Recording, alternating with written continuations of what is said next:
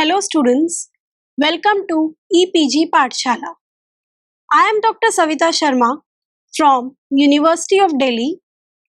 Today we are going to talk on module vacuum gauges under the paper Thin Film Science and Technology. So students, let us see what we are going to learn in this module. First of all, we are going to study about the gauges, that actually what the gauges are. Then we are going to study about the different categories in which the gauges are divided. Then we'll study broadly about the mechanical gauges, and then we'll further study the classification of mechanical gauges. In that we'll study the YouTube manometer, McLeod gauge. Then next we'll study the next category, which includes the capacitance manometer. Then we'll study the next category, which will have the Pirani and the thermocouple gauges, viscometer gauge, thermionic gauges, and in the end, Penning ionization gauges. Before going into the details, let's have an introduction about what are the vacuum gauges. Vacuum gauges or pressure gauges are the instruments used to measure and display pressure as an integral unit inside a vacuum chamber. Generally, gauges measure pressure lower than the ambient atmospheric pressure set as a 0 point. A combination of gauges is usually used to measure the vacuum pressures produced, as most of the single gauges are insufficient to read entire range of vacuum pressure. The pressure measured by the gauge may slightly differ from the actual pressure inside the vacuum chamber due to several reasons. The position of the gauge in the system is an important point for measuring vacuum. Usually, the pressure in the gauge would not be exactly equal to the pressure inside the vacuum chamber. This is because of the conductance of the connecting pipes. Some gauges function as source of gas due to excessive outgassing, while other gauges function as pumps. Most of the gauges behave in different ways to different gases. Therefore, it is essential to know the composition of gas inside chamber in order to know the exact pressure. Also, the characteristics of the gauges may be changed due to their exposure to a variety of atmospheres in a system. Now let us study about the division of gauges into various categories. Gauges can be divided into different categories. Some gauges evaluate the pressure directly, that is using the formula force per unit area, or based on the force it applies. These include the liquid and capacitance manometers. Other gauges operate by measuring a quantity that is sensitive towards pressure, such as viscosity or thermal conductivity. These include the thermocouple gauge and the viscometer gauge. Further, few of the gauges ionize the gas and measure the amount of ionization which is proportional to the pressure. These include hot and cold cathode ionization gauges and the residual gas analyzer. In the following chart, you can see that the mechanical or direct vacuum gauges evaluate the pressure directly, that is force as force per area. Then they are divided into two broad categories, solid area and the liquid area. In the liquid area, there are two types of gauges, YouTube manometer and McLeod. while in the solid area there are three types: membrane vacuum gauge, piston gauge, and elastic element gauge types, Bourdon gauge. Under the category of membrane vacuum gauge, there are capacitance diaphragm gauge and resonance silicon gauge. Then the next way into which we can divide the vacuum gauges are those gauges which indirectly measures vacuum. So under this category, there are three categories. The first one is the ionization rate. Second, which measures on the basis of heat conductivity. And third, works on the principle of momentum transfer. Under the ionization rate, there are two types of gauges: emitting cathodes and crossed electromagnetic fields. Then under each category, there are further more divisions. Under the heat conductivity category, there are two types of gauges, Pirani and thermocouple. And for the momentum transfer, there is spinning rotor gauge. The first category of the gauges is the mechanical gauges. These gauges read values ranging from atmospheric pressure down to the 100 millitorr. In mechanical gauges, pressure difference is used to create macroscopic movement of a pointing needle. Following figure shows an example of a Bourdon gauge, which is a type of a mechanical gauge. Evacuation of a tube in the gauge lets the tube to coil up, and this leads to movement of the needle on a dial. Such dials are rough and measure continuously. The mechanical gauges are useful for measuring rough vacuums. 200 millitorr. Figure below depicts a U-shaped tube which is filled with a liquid and one of its sides is connected to the vacuum. The other end of the tube is open to air, while the other end is evacuated to high vacuum. When the pressure above the two surfaces varies, a difference in the height of the liquid contained in the manometer comes up. By monitoring the difference in height between the two columns of a liquid, in such gauges, it is assumed that the forces due to surface tension effect and capillary action are negligible in comparison to the forces that appear because of the pressure difference. Let us assume that the cross-section area of the tube is a constant capital A. Then weight of the fluid is rho into G into H into A, where rho is the density of fluid, H is the height difference between two columns.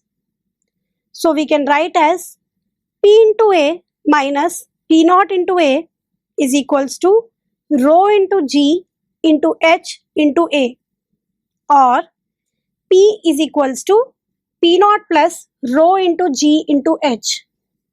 Mercury is the most common fluid used in such manometers. However, there are other fluids too which are used but occasionally. When mercury is being used, difference in height of the order of millimeters, then the pressure is in torr. Following are the limitations. As mercury has fairly large vapor pressure of approximately 1.2 millitorr at 20 degrees Celsius, thus the assumption that a closed tube nanometer relies on the pressure above the closed tube being 0 torr. Capillarity, surface tension and adhesion between the liquid and the tube are also a concern. Once the mercury gets dirty, it tends to stick erratically to the glass. These forces were neglected in computing the sum of forces above. Contamination of the system because of the mercury or oil vapors unless vapor traps are used. Then next, a manometer is bulky, heavy and breakable. Then there is inaccuracy in readings, especially at low pressure as both mercury and glass are fairly sticky. McLeod gauge. These gauges read values ranging from 10 torr to 10 to the power minus 6 torr. McLeod gauge is a moderation of a manometer that can record absolute pressure of gases quite accurately and is used to calibrate other gauges. A fixed volume of gas from the vacuum is trapped by the McLeod gauge and then is compressed by volume. This builds the pressure to a point where it can be easily read. The McLeod gauge measures pressure periodically rather than continuously. The figure given here shows the McLeod gauge, in which you can see there is one side is to the mercury reservoir and the other side to the vacuum, and you can see the capillaries A and B, and there is a final level even with top of capillary. As indicated by black ink in the figure given on the previous slide, the vacuum is created with the mercury level at the original level. In order to monitor the pressure, a volume V0 of gas is trapped, raising the mercury level at the vacuum pressure PV. The volume V0 is the total combined volume of the bulb A and the capillary B. The mercury is then raised until the level in the tube connected to vacuum is equal to the top of the sealed capillary indicated by the dashed line. The compressed gas trapped in the capillary is at a higher pressure and keeps the mercury at a lower level as shown in the grey color. The height difference between the two final mercury level is h, and the capillary has a cross-sectional area capital A. Now calling the final volume as Vf, we can write Vf equals to h into A. Then by Boyle's law, the final pressure Pf is given as Pf equals to P0 into V0 by Vf. Assuming that the vacuum is at a low pressure, Pf minus Pv is approximately equal to Pf equals to h torr, and using Vf is equals to h into A, we can write Pv equals to A divided by V0 into h square. This type of gauge makes a direct reading of pressure and is easily related to the basic definition of pressure. It is unaffected by the composition of the gas except for condensable vapors. If a condensable vapor such as water vapor is present, it may condense upon compression and give a false reading of the pressure. The gauge is not a continuous reading gauge and it involves considerable operator intervention to make a reading. Vapors from the gauge can contaminate the system, and thus the gauge must be carefully trapped at the higher pressure in the capillary. Some vapors present in the system may be condensed, leading to an incorrect reading. The gauge is bulky and breakable and contains mercury, which is a hazardous material. This gauge is primarily used for calibration of other gauges. The next category is the capacitance manometer. These gauges read values that range from 10 to the power 4 torr to 10 to the power minus 5 torr. A capacitance manometer uses a metal diaphragm as one plate of a capacitor. If the pressure differs on the two sides of the diaphragm will move and will change the capacitance. Typically, the difference between two capacitors is used, with diaphragm serving as a plate in both of the capacitors.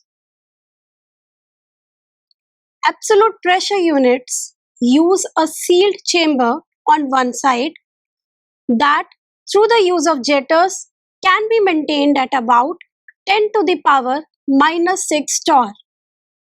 Differential manometers use chambers that are both open. A given sensor is only sensitive for a range of about 5 decades, although this may be chosen from a 9 decades of operation. 10 to the power 4 torr to below 10 to the power minus 4 torr. At any given time, 2 or 3 digits are displayed on the readout. The gauge is easy to use and reads pressure directly. It is insensitive to the type of gas being used. The diaphragm is made of an inert metal and is not subject to rapid corrosion. It is rugged gauge and can safely be exposed to atmospheric pressure while on. It covers a pressure range more nicely than most other competing gauges, and it can be made part of a control loop for the process control. In an absolute unit, the sealed chamber is prone to long-term changes in pressure, which will change the calibration of the unit. The diaphragm is exposed to the gases in the system that may lead to long-term corrosion of the unit. The unit is quite temperature dependent, so the gauge head is temperature controlled. The zero of the unit tends to drift and must periodically be reset.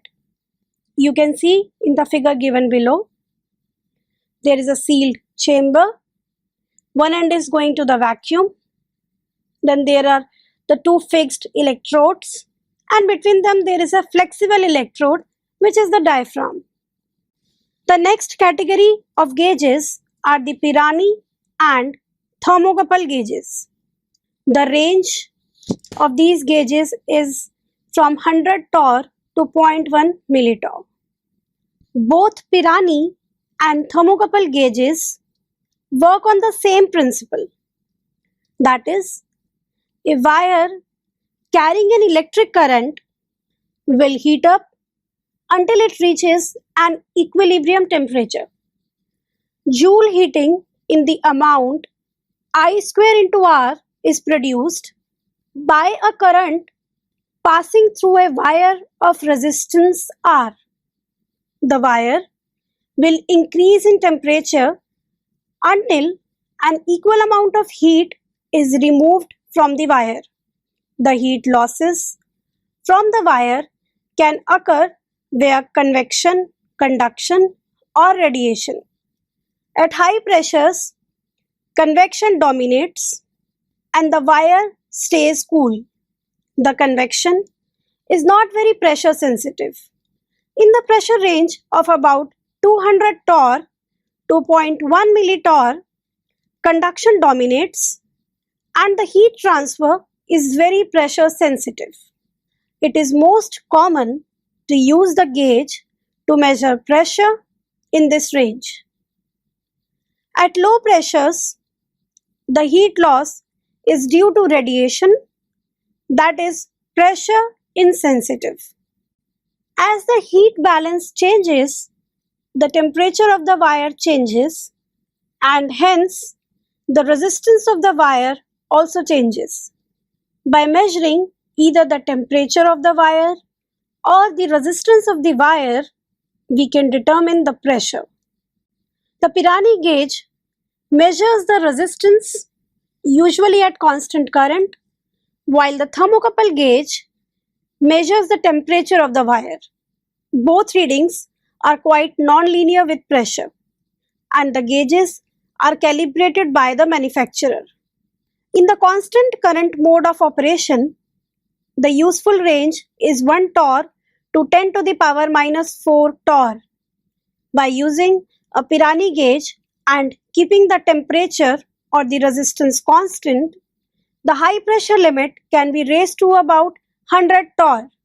A few gauges use the convection cooling properties of gases and claim accurate readings at pressure up to the atmospheric pressure. In the figure given here, you can see a thermocouple wire or a thermocouple attached to a heated wire. In the graph shown here, you can see the variation of the gauge pressure in torrs with the true pressure in torrs. And you can see for the various gases it is different. Continuous readings are possible and vapors are measured as well as gases. No vapors are introduced by the gauge. The gauge can safely be exposed to atmospheric pressure. The electronics must be calibrated. The gauge characteristics will change over time since the wire may become contaminated by gases in the system. The gauge is sensitive to the type of gas as shown in the diagram above. This is due to the effect of convection, especially at higher pressures. The next type of gauge is the viscometer gauge. The range of the viscometer gauge is 10 raised to the power minus 1 torr to 10 to the power minus 4 torr. The viscosity of a gas varies with pressure in a well-defined way that can be derived from kinetic theory. Viscometer gauges use viscosity to measure pressure. One approach uses a wire in a tube with very little clearance between the wire and the tube. By using the wire as a torsion pendulum and observing damping of the oscillations, the viscous force can be measured and can be related to pressure. A variation uses a rotating ball in a spherical cavity.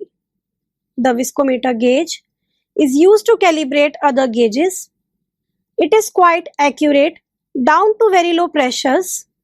However, it is quite delicate and cannot withstand bumps and excessive vibration.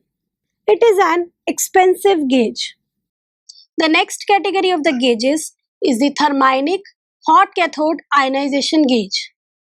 The range of the thermionic gauge is from 0.1 torr to 10 to the power minus 11 torr. Here, in this gauge, pressure is proportional to the number of molecules in the system. So, if we count the molecules, we can compute the pressure. The thermionic ionization gauge uses a heated filament to produce electrons, that is by using thermionic emission, which are then accelerated by the electric field and cause ionization of the molecules in the system. The positive ions are collected and their current is measured. The ion current is proportional to the number of ions in the chamber, which is proportional to the number of molecules and hence the pressure. Lower currents at lower pressures can be amplified for detection, and also we can change the sensitivity of the gauge. Very low pressures therefore can be read. The scale of this gauge is linear and is very easy to read. Since the pressure signal is a current, it is easy to interface this into a control system. The gauge must not be exposed to high pressures when it is on. If it is exposed to high pressure, the filament may oxidize and it may break. Usually, there are safety interlocks which turn off the gauge when the ionization current becomes too high, but even so the filament is stressed. This gauge is very sensitive to the composition of the gas.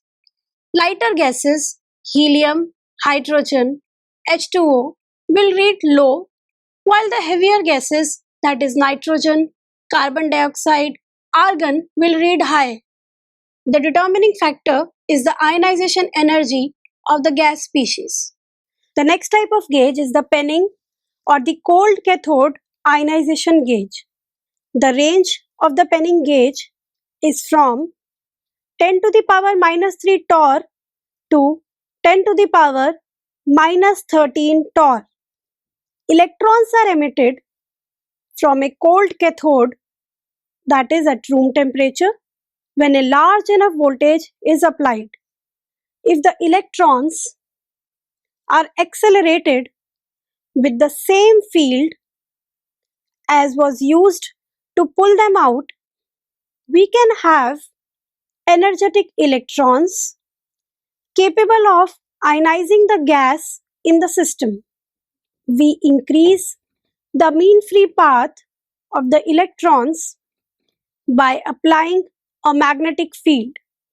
This increases the rate of ionization per electron, and we obtain an ion current that is large enough to measure even without amplification. The figure given here shows the penning ionization gauge, in which there are two electrodes, anode and cathode, and there is a pressure applied and the voltage is applied between the sheet on which the sample is placed and the anode. And when we increase the mean free path, that is by applying magnetic field, which you can see can be applied using the magnet having two poles, north and south, denoted by N and S. This increases the rate of ionization and we obtain an ion current which is measured. The emission of electrons from the cathode can be hampered by the formation of an insulating layer such as thick oxide periodically. Therefore, the cathode should be cleaned. The gauges that have used can be cleaned simply with an emery paper followed by acetone or alcohol rinse to remove the grit. The gauge is rugged and can be exposed to atmosphere without harm. The electronics is easier to design than that for other gauges. A high voltage source is needed. The gauge is sensitive to the composition of the gas in the same fashion as the thermionic ionization gauge. You must not allow metal particles to fall into the gauge, especially the magnetic materials. So, extra care should be taken care. So students, let us now summarize what we have learned in this module. So first of all, you have learned about the gauges and what are the gauges and what is the principle on which the gauges work. Then we saw the various categories of gauges depending on the principles on which they are working. The first broad category was the mechanical gauges, and then further we studied the subcategories of U-tube manometer and McLeod gauge. Then we studied about the capacitance manometer. Then we studied about the Pirani and thermocouple gauges, viscometer gauge and thermionic gauges. And we studied their benefits, that is advantages and disadvantages. Then in the end, we studied in detail about the penning ionization gauge. Thank you.